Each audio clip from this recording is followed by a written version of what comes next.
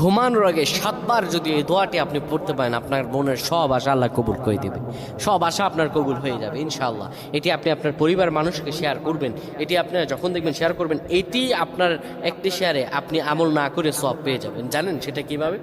আপনার এই আমলটি যদি অন্য কেউ শুনে আমল করে, আপনি আমল না করে আর সব পেয়ে যাবেন। সুবহানাল্লাহ। কত সুন্দর ইসলাম, সুন্দর।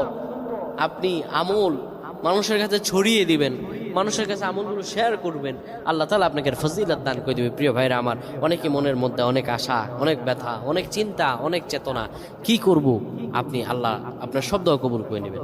প্রিয় ভাইরা আমার, ঘুমানোর আগে যদি কোনো ব্যক্তি পড়তে পারে,